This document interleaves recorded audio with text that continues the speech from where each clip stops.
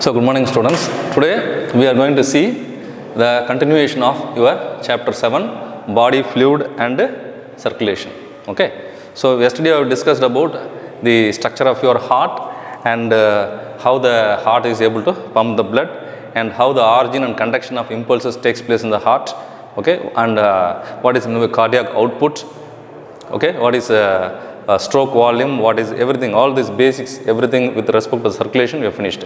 But a few topics that is left over in that body fluid and circulation is your subtopic blood pressure, ECG, regulation of cardiac activity and disorders of your circulatory systems. So these are the topics which you are supposed to discuss today.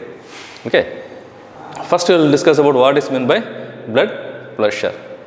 Okay. So blood pressure is a pressure that is exerted on surface or that is produced on the surface of the blood vessels. So it is a pressure produced on the surface of blood vessels by the movement of blood. That is called as a blood pressure.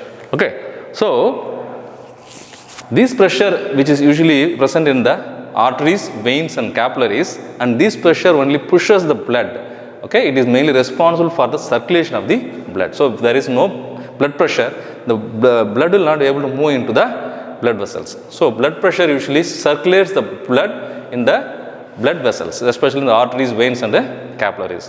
So there are two types of blood pressures they have discussed. One is called as a systolic pressure, another one is called as a diastolic pressure.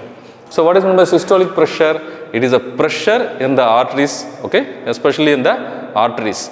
Okay, when the heart contracts, when a heart is able to contract, pressure will be built up in the arteries. So the pressure that is built up in the arteries because of the contraction of the heart is called as a systolic pressure. Normally the systolic pressure will be 120. Okay, then what is meant by diastolic pressure? So this is a pressure in the arteries that is usually seen in the arteries because of the relaxation of the heart. So normal value of your diastolic pressure is around 80 mm of mercury. So they usually represent this normal blood pressure in man as 120/80 mm of mercury. So this 120/80 indicates this 120 is the systolic pressure and 80 mm is the diastolic pressure. This is what the value 120/80 mm of mercury indicates. Okay. So these systolic and diastolic pressures are usually measured by an instrument and it is called as a sphygmomanometer. Okay. So it is a apparatus or it is a device that is used for measuring the blood pressure of your individuals. Okay. So now they use a term called as a mean arterial pressure. So what is the meaning for mean arterial pressure? It is a pressure that is the functions of cardiac output and resistance in the arterioles. So this is the mean arterial pressure is the combination or it's a functions of two important properties. One is called as a cardiac output. It is the amount of blood that is pumped from the ventricles. The next one is the resistance in the arterioles. So this arterial pressure, it is functions of these two important properties. Okay. So the primary reflex pathway for the homeostatic control of mean arterial pressure is baroreceptor reflex. Okay. So there is a primary reflex pathway is there for the homeostatic control of the mean arterial pressure, and these primary reflex pathway for the homeostatic control of the mean arterial pressure is the baroreceptor reflex. So what is the role of this baroreceptor reflex? So baroreceptor reflex are the reflexes that are present in blood vessels as well as in all other receptors of our body. So mainly these baroreceptors, like not only baroreceptor, lot of receptors are there that is mainly used to present all over the body, that is used to sense the signals. But here the baroreceptor, what is that? Is a receptor that is usually present in the fluid. Okay, mainly this baroreceptor reflex, it functions as every morning when you get out of bed. Okay, so the reflex that is being performed by this baroreceptor are called as a baroreceptor reflex. So this reflex usually functions when you are able to get out from the morning. Why? When you are just lying, no, that time the gravitational force will be equally distributed into your body. So the blood will be evenly flow into your body. So there is no increase or decrease in the blood pressure. But when you are trying to stand up after your bed, no, you will be in a standing position. Immediately, blood from the heart will be moving towards the lower extremities. To the lower part of your body, the blood will be keep on moving immediately when you stand out from your bed. So what will happen? The blood pressure will be lowered in case of your topmost layer of your body, whereas the blood pressure will be more in case of your bottommost layer of your body. How this has been controlled? And when there is a decrease in the blood pressure upon standing, we call this process as orthostatic hypotension. As the name indicates, hypo means less. So the blood pressure will be very, very less when you are able to be in a standing position immediately after the immediately after your sleeping. No? Immediately once you stand up after your sleep, there will be a orthostatic hypotension. Okay, this orthostatic hypotension, there will be this condition will be mainly triggering the orthostatic reflexes. So the orthostatic reflexes normally triggers this baroreceptor reflexes. So it is like a cascaded manner. One will be activated the other one. So when during this particular hypotension, orthostatic hypotension, this particular orthostatic reflex will be triggered, and it in turn will trigger the baroreceptor reflex. We already discussed this baroreceptor reflex is mainly under is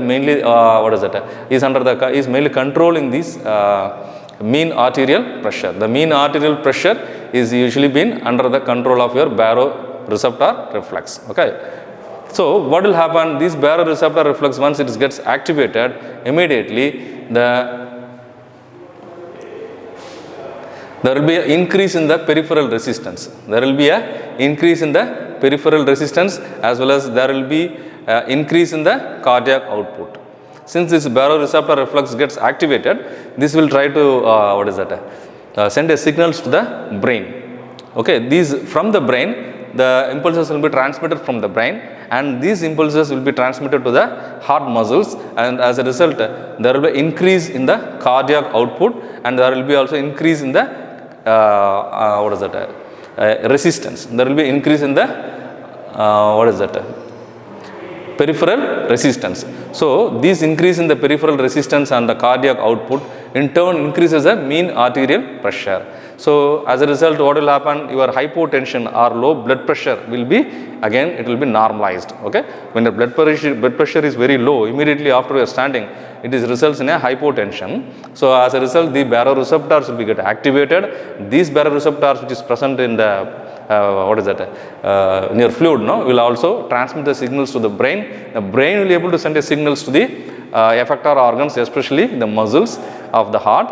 The muscles of the heart, again it will induces, or it is trying to trigger the contraction of the ventricles. As a result, there will be a high amount of cardiac output, as well as there will be increasing peripheral resistance. Because of this high cardiac output and increased peripheral resistance, there will be an increase in the mean arterial pressure. So in this way, the important the hypotension, that is orthostatic hypotension, these problems can be overcome.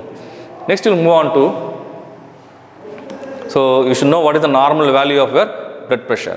If blood pressure exceeds this normal value, then it is called as a hyper pressure. That is you can say him that the person is a hyper in blood pressure. He is having a hyper blood pressure. They simply call as a hyper blood pressure, or simply they call it as a BP, blood pressure. So what is the meaning for BP? That means the value of this 120/80 mm, no, it has been higher than this normal value. So we can say the person is having a blood pressure, higher blood pressure, or BP. In short form, they use it as a BP.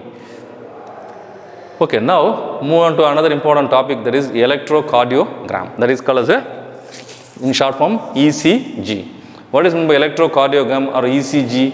So it is a device that is used to record the electrical activity of the heart. So the heart is usually able to undergo various contraction, relaxations and all those things, and it is usually taking place because of the impulses that is being transmitted from the SA node, AV node to bundle of his and to the Purkinje fibers. So these impulses, when it is being transmitted in the form of depolarization, okay, lot of waves will be produced. These waves are called as these waves are mainly responsible for this measuring of these waves is mainly done in case of your electrocardiogram. Okay, so electrocardiogram is a device that is used to record the electrical activity of the heart. Okay, they usually do by fitting the electrodes. They will be taking the electrodes and they will be fitting in all your body parts, especially from the skin, arms, legs and chest. So in the chest, 2 arms, legs, okay, in skin, all these areas they will place these electrodes. Okay, these electrodes will be placed, and then finally these electrodes are used to check the presence of this electrical activity. Okay, that is the main functions of your ECG. So it records a change in the electrical potential across the heart during one cardiac cycle. So when you want to know whether your heart is working properly or not, you have to perform this ECG. When you go to hospital, they will perform ECG for the performance of your heart, or the functions of heart is been measured only by ECG. How? Mainly they will measure this electric potential across the heart during one cardiac cycle. You know, one cardiac cycle lasts for about 0.8 seconds, right? So these 0.8 seconds, this is the time taken for one cardiac cycle to complete it. So these electrical potential during this taking place during this one cardiac cycle will be measured by using this ECG. You know already that the electrical potential or the excitation or the induction of electrical potential is usually been starts at SA node, and then especially the presence of your pacemakers in the SA node mainly initiate this electrical impulses. So when the electrical impulses are initiated by this SA node or the pacemaker, then these electrical impulses will produce as a depolarization of auricle and ventricle. This depolarization will cause us a wave of depolarization will be seen. It creates as a wave. So they call it as a wave of depolarization. So they will measure this wave of depolarization during this cardiac cycle by using your ECG. So the wave of depolarization that is taking place during the cardiac cycle is usually measured by using your ECG. So totally there are 3 different types of waves are being produced during your depolarization of your heart. What are all they? They are called as a P wave, QRS complex and T wave. So these 3 waves, the waves that is produced in your the wave of depolarization that occurs in your cardiac cycle is P wave, QRS complex and T wave. These are the waves that is been produced. Okay. Remember, the waves of ECG are the waves of depolarization. Okay, it usually occurs before the beginning of the contraction of cardiac muscles. So before the cardiac muscles able to start, that before itself the waves of depolarization takes place, because it is in the initiation of this wave of depolarization, it usually takes place in the SA node itself. So once it is traveling from SA node to the ventricle, then only the wave of contraction usually takes place. So what they are trying to say is that the wave of depolarization, it occurs before the wave of contraction that is taking place in the ventricles. So there are totally 3 waves. One is P, QRS complex and T waves are produced. Now you look at this diagram, you can able to see this is a P wave. Okay, you are able to see here it is a QRS complex, and then you are able to have a T wave. So these are the 3 important waves that is been shown here. So apart from this, we also have intervals between P and QRS complex. There is a interval and we call it as a PQ interval, and there is an interval between QRS complex and a T, they call it as a ST interval. Okay. So now we first discuss about when you go to your hospitals or anywhere else, they will be showing a graph. This is what your heart is usually function. This is the result or the report of your ECG. So when you look at your ECG report, they will be having a graph sheet, and this graph sheet will be showing this type of small these graphs are usually being shown. Okay, so what this exactly these graphs indicated? So that is what we are going to discuss here. The first there will be a small upward wave that is usually seen, and we call this as a P wave. So what this P wave it usually indicates? It is indicating the depolarization of the arteria. So once the SA node is get activated, there will be a movement of this SA node to the AV node. So during this time, the auricles will be get depolarized. So this is being clearly indicated as a small upward wave. A small upward wave is called as a P wave, and it indicates the depolarization of the arteria, and it usually occurs because of the initiation of the SA node and the AV node. Okay. So that's what you have to understand from this one. The time taken for this arterial depolarization is 0.8 to 1 second. So it is it usually lasts for about 0.8 to 1 second. So this is the first thing here. Arterial depolarization takes place. So you are able to see a small upward wave is usually seen here. During this time, the depolarization of arteria takes place, and in the heart, it is usually initiated by SA node, and it has been traveling to the it is usually traveling next to the AV node. Okay, so that is what taking place during arterial depolarization. So this P wave indicates there is a arterial depolarization. Next is what? QRX. Next is a PQ interval. Before you go to the QRX complex, you can see this. This is a P wave is over. Next we are supposed to discuss QRS complex. From from this small upward wave, immediately you are able to have a small downward wave, and we call this as a PQ interval. So after that only we are able to see this QRX complex. So what this PQ interval indicates? This is the time taken by the the waves. It is a time taken by the onset of QRS complex. Okay, it is a time that is taken by the electrical impulses to travel from the arteria into the ventricle. So from the arteria, the impulses has to travel. No, from here to here. Here it is a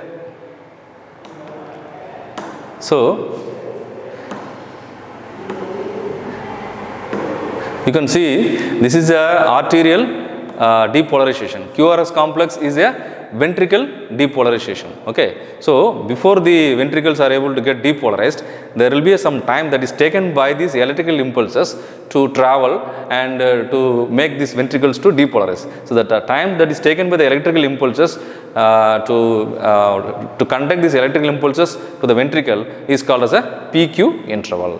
So that is what they are trying to say here. Is the time that is taken by the impulses to travel from the arteria to the ventricles. So that is called as a PQ interval. So you can see here, this is called as the small PQ interval. So during this time, the electrical impulses from arteria that travels into the ventricle. So the time usually here, the PQ time interval is called as a AV node delay. So it is called as a AV node delay. That means what? The impulses is transmitted from the SA node to AV node, and from the AV node, which is present in the auricle, the impulses has to transmit to the ventricle. So it is delayed only because of the AV node to ventricle. So only they just give a name as AV node delay for this particular PQ interval. So the PQ interval is otherwise called as a AV node delay. So it is a time taken by the AV node to travel or transmit the electrical impulses to the ventricle. Okay, so the time is usually 0.12 to 0.121 seconds. Okay, next to that you are having the high peak called as a QRS complex. You can see here, this is a Q, R and S complex. So this is the QRS complex. Here it clearly indicates the ventricles are usually undergoing here depolarization.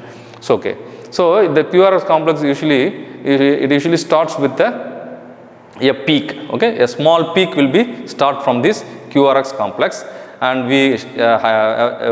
we call these peaks as QR and S complex. Okay, so that is what here they are trying to say in case of your ventricular depolarization. So QRS complex means the ventricles are able to receive the electrical impulses, and it is trying to get depolarized, and the depolarization of ventricles are usually seen as this higher peak, that is QR and S complex. So the duration of this QRX complex or the ventricular depolarization is 0.06 to 0.09 seconds. So the duration, if you look at this duration is very, very less when compared to that of your arterial depolarization. You see the arterial depolarization, it takes 0.18 to 1 seconds. So from arteria, the depolarization is taking more time. Whereas in ventricles, the depolarization takes place within a short duration. What is the reason?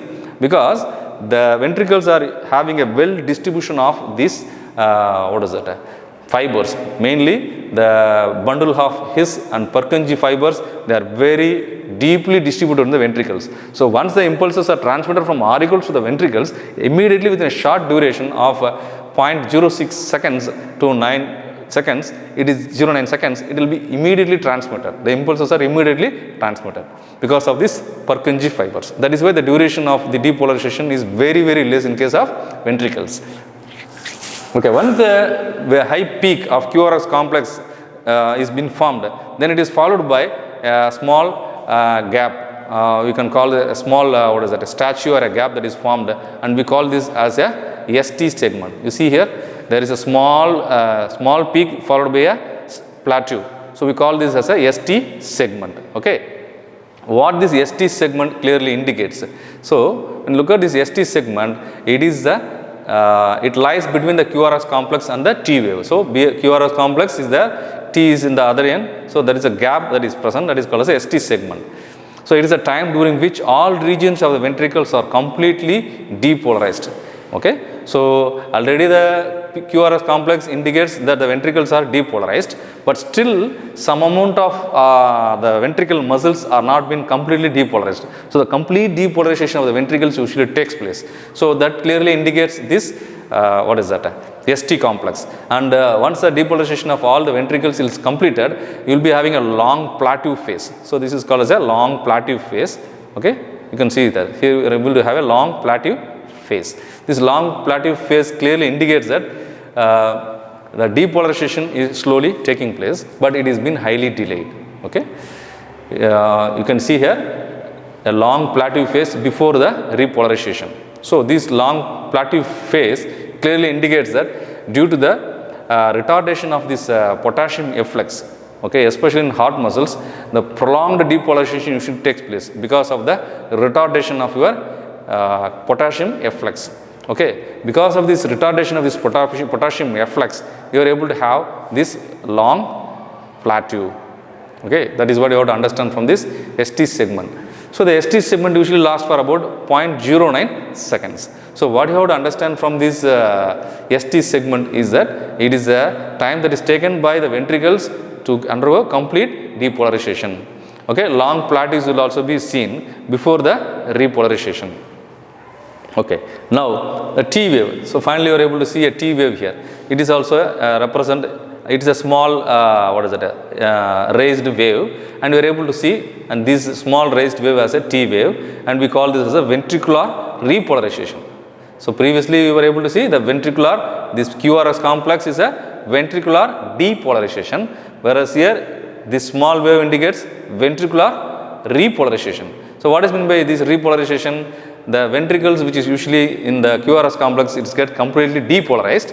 Now it becomes repolarized. So the repolarization of the ventricles are called as a T wave. Okay, so the duration of the T wave is longer than the QRS complex. Okay, so they are not mentioned, the duration is not been mentioned here because it will be not same, it will be varying according to the individuals. But generally the duration of T wave will be longer than the ventricular depolarization, because the repolarization of ventricles takes place during the time of the depolarization of your ventricles, because simultaneously the ventricles will undergo depolarization, at the same time they will be also undergoing repolarization. So if you take up the repolarization time of your ventricles, it will be having a very higher time than the ventricular depolarization. So T wave is having a higher time of your repolarization. So that's all about your ECG or the electrocardiogram. So what you have to understand is that in ECG, mainly the waves, especially the electrical waves or the wave of depolarization, are usually being measured by using ECG. So you can able to see the simplified diagram of your ECG. That is a first arterial depolarization, PU. Here there will be the arteria will be get depolarized and the SA node will be get activated. In second case, there will be a space called as a PT phase. Okay, this is a phase. The second phase is clearly indicates that the arteria completes the depolarization, but the impulses are delayed. So it is called as a AV node delay. And third one is the QRS complex. Here the ventricles are able to undergo depolarization, especially in this apex. And here simultaneously the auricles, which is usually undergo depolarization, will be undergoing repolarization. That is the third step. Okay. Fourth step, once the ventricles are able to undergo depolarization, still there is a plateau, and then the plateau indicates that ventricles are completely depolarized. Fourth one. Fifth one, when ventricles are able to undergo, this is the fifth one, indicates a ventricular repolarization, that is indicated by this T. Okay, and it usually begins at the apex and causing the T wave. And the last one is the ventricular repolarization. So finally, the repolarization of the ventricles are get completed, and it is indicated by this one. So this is the different stages of your ECG. Okay. Next we'll move on to the regulation of your cardiac activity. Regulation of your cardiac activity. How the cardiac will be get regulated. Okay. When you come to this regulation of cardiac activity, so here normally your heart is myogenic. It can able to produce its own electrical impulses. So there are two types of ways, or the two mechanisms are involved in the regulation of your cardiac activity. Number one is called as the nervous activity, another one is called as the endocrine system. So by using both the nervous as well as the endocrines, the heart will be get regulated. Okay, they both work sometimes together. Nervous and endocrine systems, they coordinate among each other with paracrine signals. Okay, and they will try to control the activity of the heart, or they will regulate the activity of the heart. How? They either increase the diameter of the arterioles and alter the blood flow. Okay, neural and hormonal control, they coordinate among each other, and they will try, by using these paracrine signals, they will try to regulate the activity of the heart by increasing or decreasing the diameter of your arteriole, and in turn the reducing or increasing the blood flow.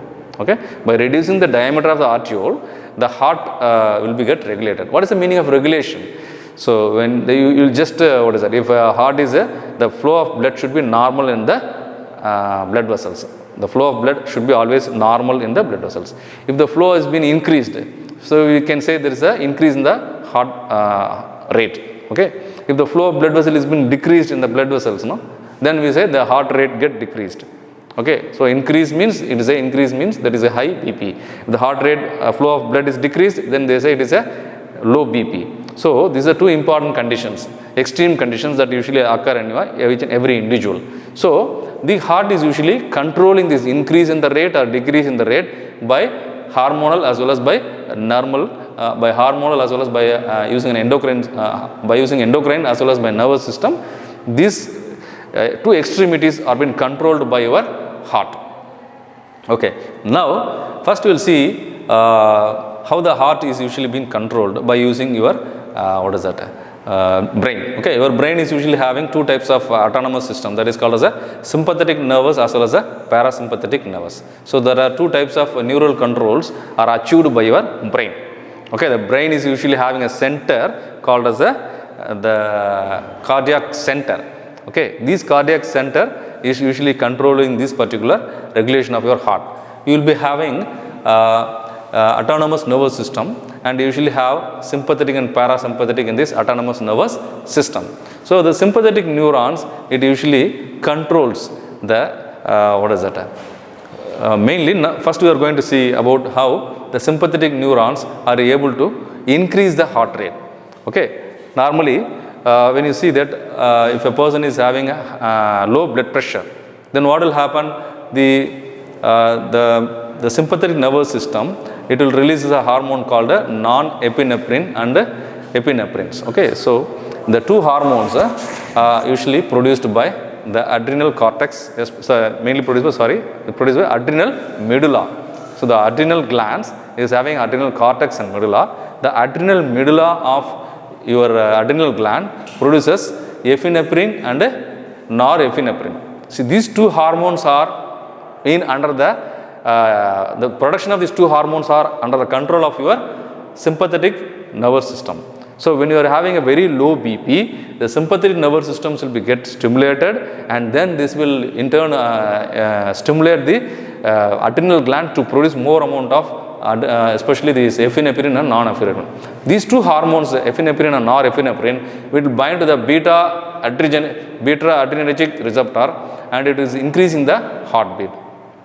Okay, so these hormones are having a particular receptor called as a adrenergic receptor. These receptors, binding of this receptor to these hormones, will immediately increase the heartbeat. So this receptor is usually present in the heart. Okay, so when your blood pressure is low, okay, immediately heart will be stimulated by these two hormones, epinephrine and norepinephrine, okay, under the influence of sympathetic nervous system. As a result of these stimulations, the heart will be able to increase its blood. It try to increase its heart rate. How the heart rate is increased? The cardiac output or the pumping of the cardiac, the stroke volume will be increased. There will be more amount of cardiac output will be there. All these things are usually taken, and as a result, what will happen?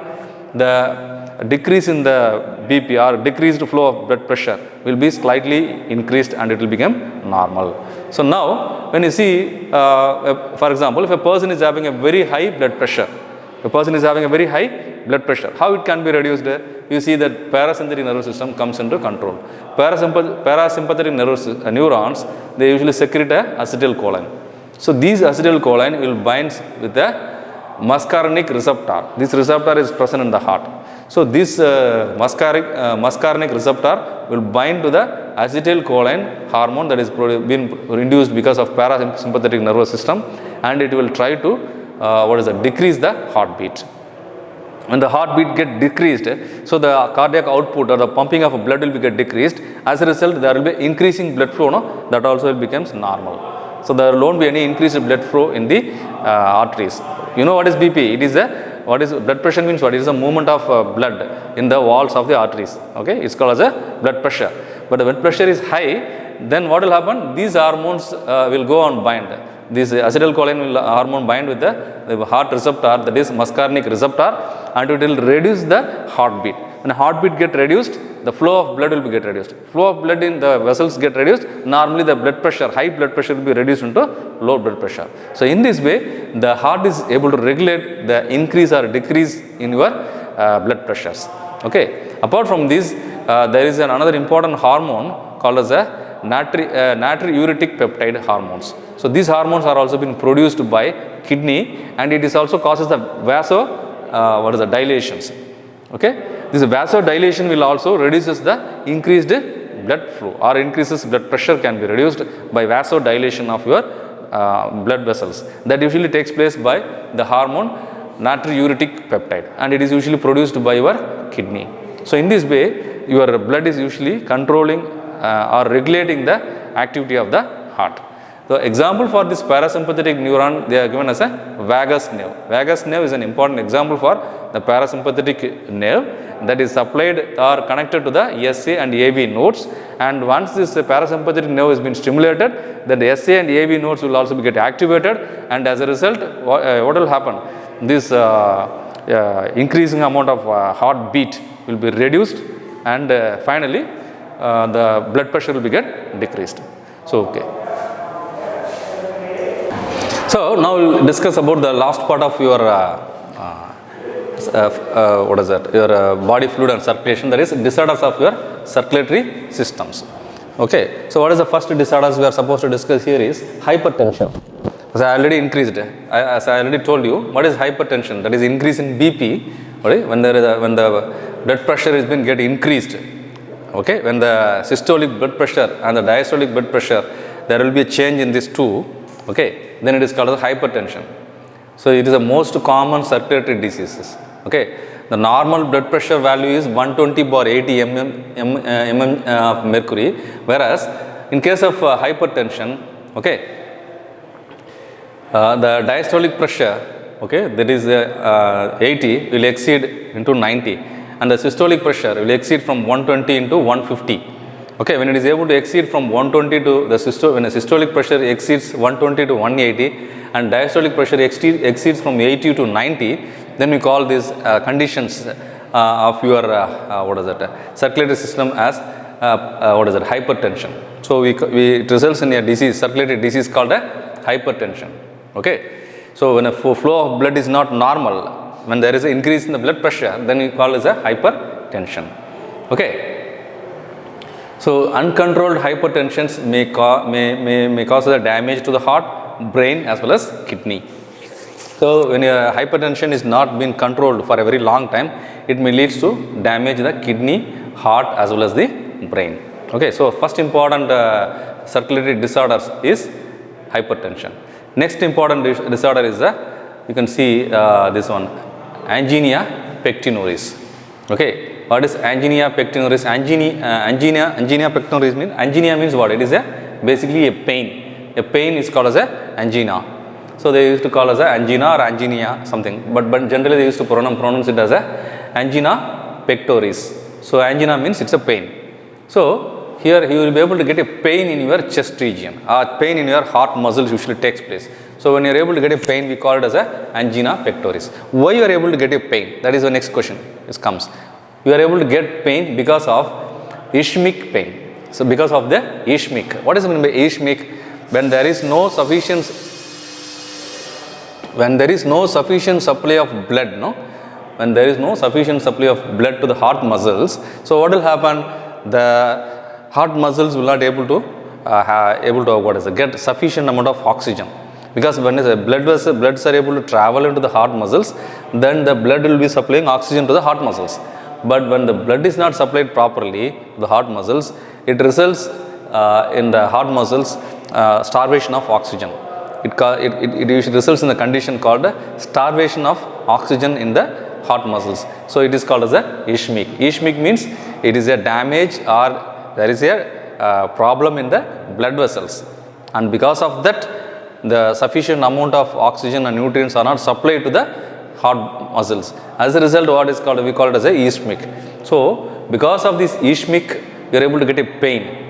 Okay, so you are able to get ischemic pain in heart muscles. That means the heart muscles are not able to get sufficient amount of blood supply, because the blood vessels get damaged. So it results in a pain called as ischemic pain. So this pain is usually experienced in this angina pectoris. Okay, and especially this blockage usually takes place in the coronary arteries. Okay. So when you are able to get blockage in these coronary arteries, that is the early stages. That clearly the angina pectoris is the early stages of your coronary heart disease. You may be able to have a small pain, chest pain. You may be able to get it. That is a starting symptom, or the early stage symptom of your coronary heart disease. So you have to start undergoing treatment during this time itself. Okay. So how you are able to get this type of blockage in the coronary artery? Normally a term called as atheroma. So atheroma means what? It is a deposition of cholesterols. Okay, you can see here what is atheroma here.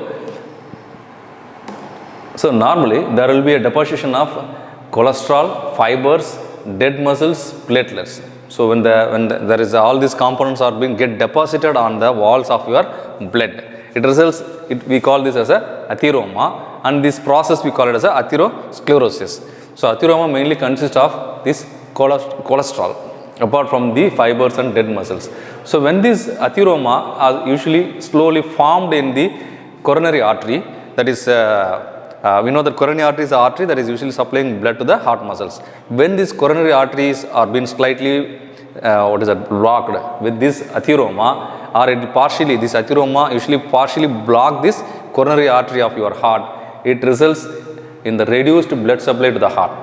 So remember, the blood supply is only reduced, it is not completely stopped in case of angina pectoris. So because of the reduced blood supply to the heart muscles, so it causes a pain in the chest of your person. So we call these conditions as angina pectoris. And during this pain, you may feel very difficult in breathing. Okay, and you will be able to have a chest pain also. So it will usually last for only about short duration. This is the first indication that your heart walls, your heart blood valves get slightly blocked, and this pain indicates that is what? That there is some blockage in your heart blood vessels. So you should undergo necessary precautions. You should undergo necessary steps or the treatments to remove that particular clot, or you have to try to remove that particular partial block that is present in your artery. If you are not able to remove or taking any steps to remove that atheroma from the artery, from these heart walls, then it may lead to a disease called as a coronary artery. It may lead to coronary heart disease. So next to this angina pectoris, we will see what is meant by coronary heart disease. As we already discussed, it usually starts because of the formation of atheroma. Okay, and if the atheroma is usually formed in the walls of the blood vessels. First, there will be a formation of athyroma in the walls of the inner wall. You may have three different walls in your blood vessels: inner wall, middle wall, and the outer wall.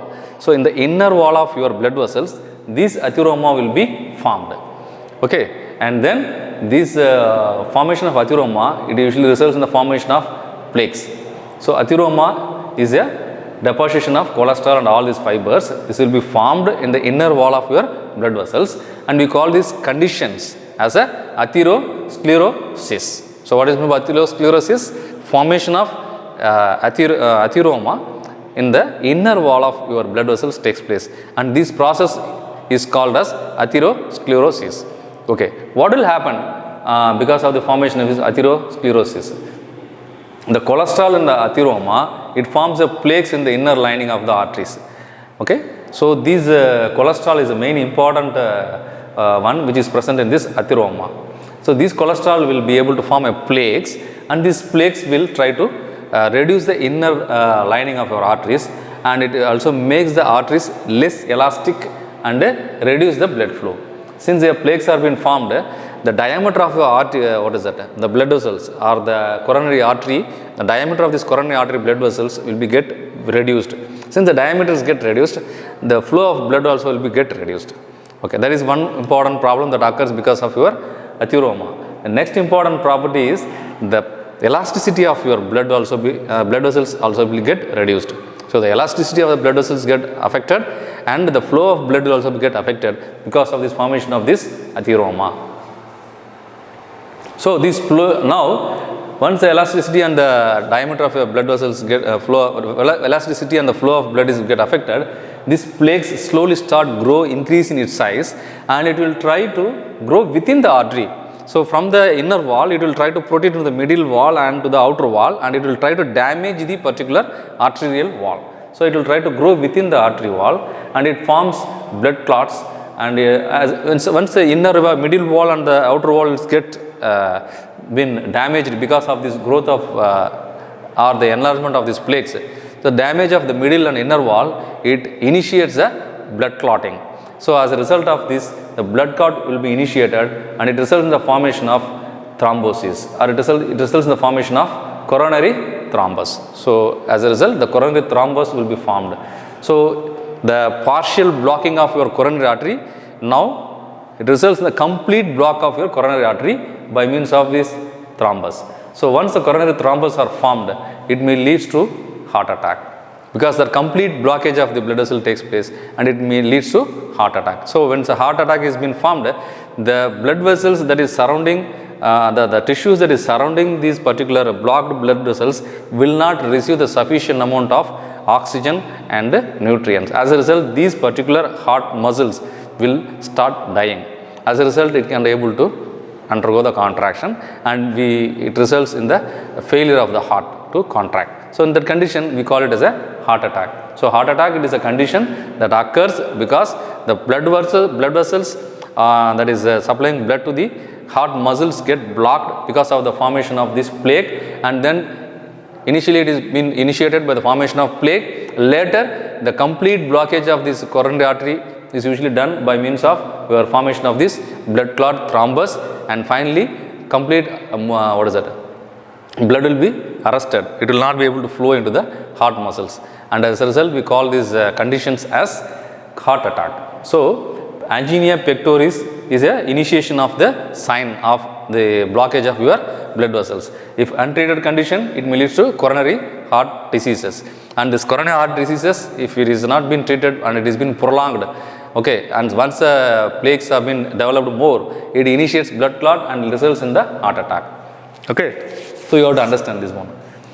Next we'll move on to the stroke. So what is meant by stroke? The same thing what we have discussed, no? So there's a blood vessels will be get blocked by athyroma, and it results in the complete blockage of the blood vessels, and there is no blood supply will be done. The same thing is happening here, but here the blood vessel is not the coronary artery, but here the blood vessel is blood vessels that is supplying blood to the brain.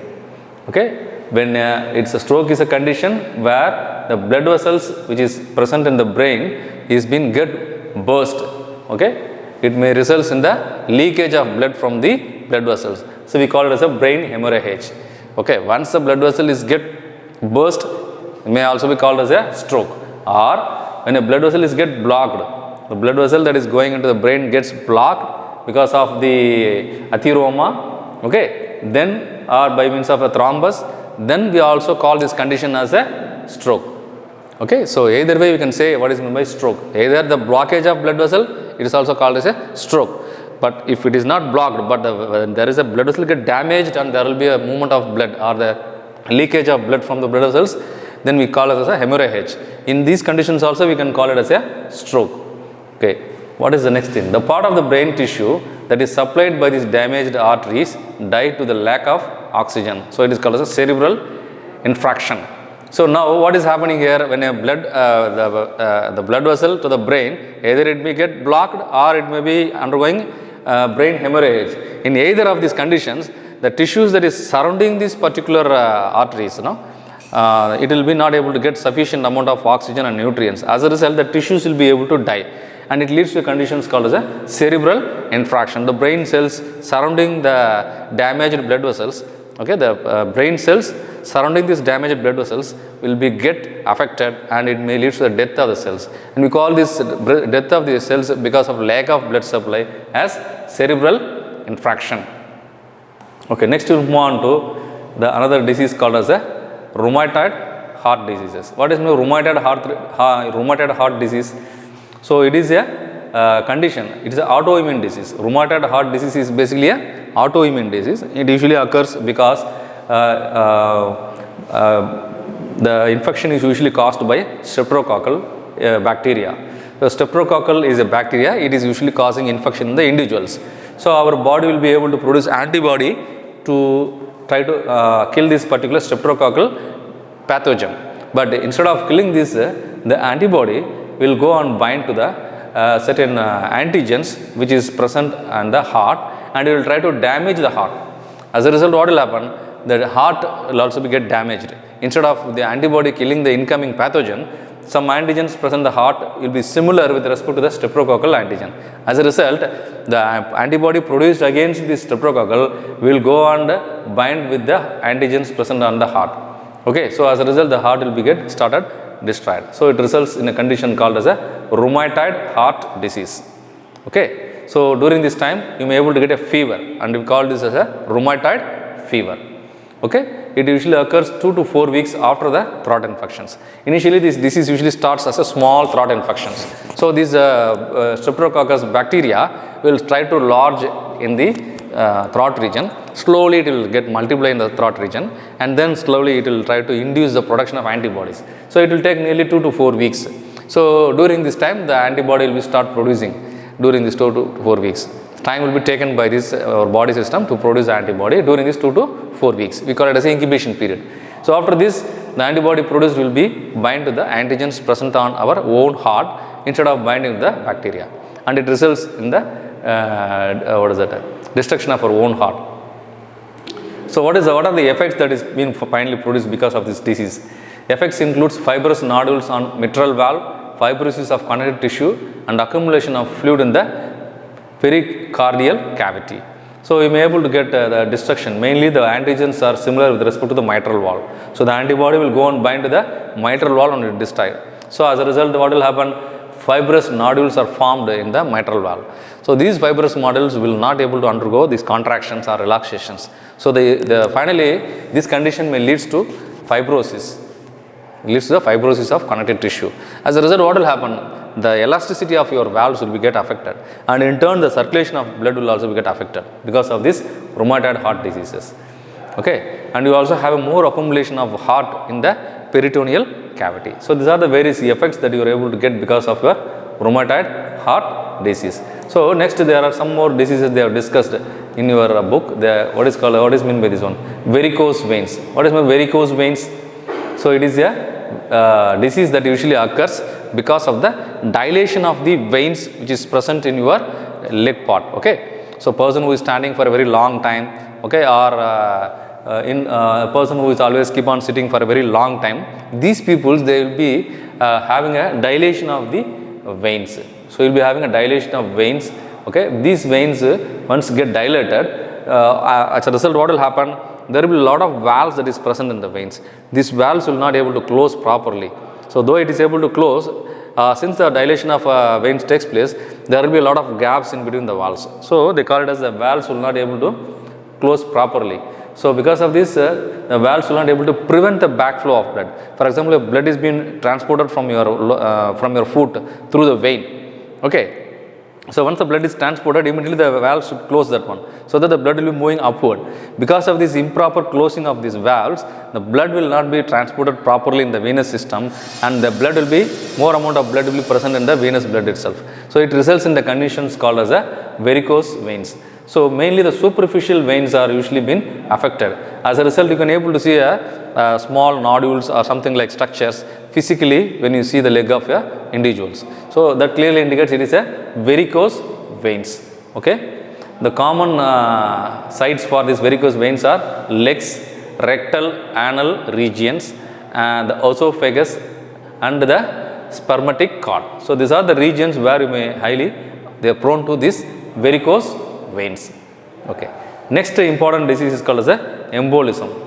So what is meant by embolism? It is a obstruction of your blood vessels. So is the abnormal size of your arteries. So there will be abnormal size of arteries usually takes place because of the accumulation of the blood clots, bone fragments, or any air bubbles. Okay, there may be the obstruction in the blood vessels. As a result, the blood vessels will be get deformed, or the blood vessel will be get change in its shapes. So the change in the blood vessel is called as a embolism. Okay, and it is usually caused by the obstruction of the blood clot, bone fragment, or air bubbles. Okay, so these type of embolisms are usually seen in the coronary artery, lungs, or liver. And if that if the treatment is not taking place properly, even it may lead to death. So embolism is the obstruction of blood vessel by the formation of this abnormal mass of materials. So that is called as a embolism. Then next one is called as a aneurysm. What is meant by aneurysm? So it is a weakened region of the wall artery or the vein bulges. Here the walls will be get bulges, either maybe artery or vein, like a balloon like sac. Okay, so this one will be able to give pressure on the adjacent tissues. Sometimes these abnormal formation of these arteries or veins will damage, and it results in massive hemorrhage. So it is called, this condition is called as a aneurysm. Okay, embolism is the obstruction of blood vessels. Aneurysm is the deformation of the blood vessels. Okay, this deformation usually occurs because of any obstructions, and these deformations are transported to the next neighboring cells, and in turn it will try to give pressure on the next neighboring cells. And sometimes the obstructions may also get burst and causes massive hemorrhage. In the embolism, just only the obstruction of the blood vessels, okay, by means of these materials. Okay, so with this we are able to discuss about the disorders of your circulatory systems. The important disorders of your circulatory systems includes, number 1 is called as a blood pressure, number 2 is a angina pectoris, number 3 is a coronary heart disease, number 4 we have discussed with the stroke, number 5 we have discussed with the rheumatoid arthritis, number 6 we have discussed with the varicose veins, number 7 embolism, number 4 aneurysm. So these are the different disorders of your circulatory systems.